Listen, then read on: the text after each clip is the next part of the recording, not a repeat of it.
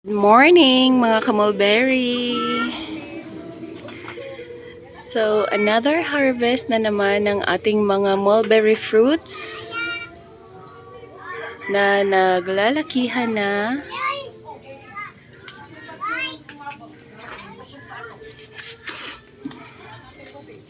Hindi na natin na-attend dahil nga sa sobrang busy natin sa school. Kaya ngayong weekend lang natin makukuha yung mga bunga.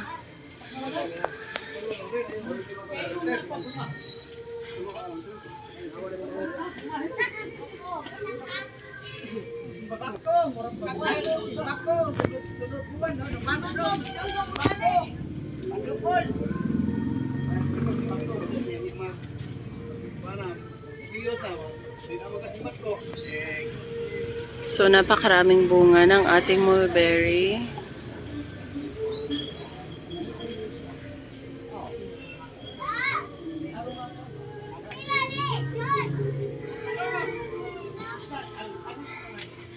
And sunod-sunod na yung pagkahinog nila.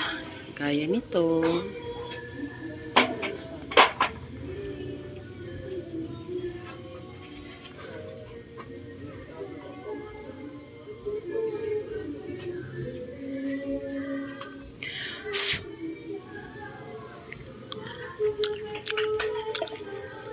Gusto ko talaga yung pinipik and then kinakain ng diretso.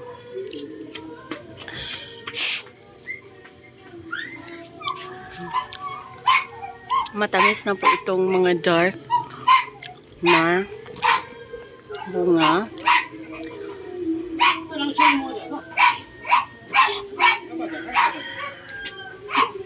Hindi lang talaga nakuha dahil nga start na ng klase, busy na sa school.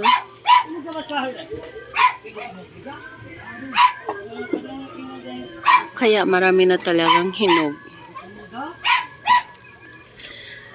Meron na pala ako ditong mga for sale, 3-4, 200. Ganito po yung mga binibenta ko, 3-4, 200. Nasa cups po sila. Rooted cuttings ng ating mga mulberries.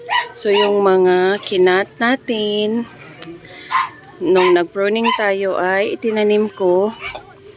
And, ganito sila. Buhay na po.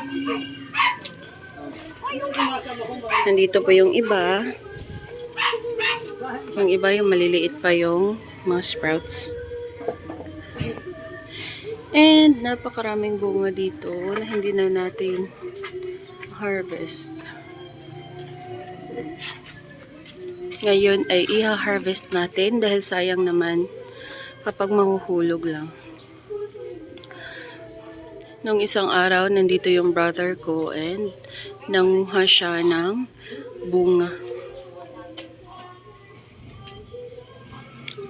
Ngayong weekend, kakain tayo ng mulberries.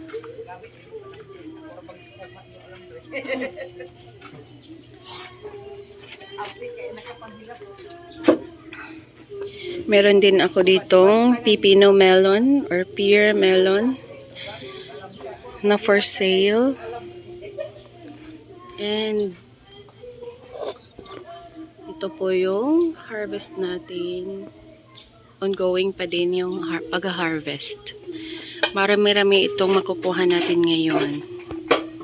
And dito lang muna. Thank you for watching.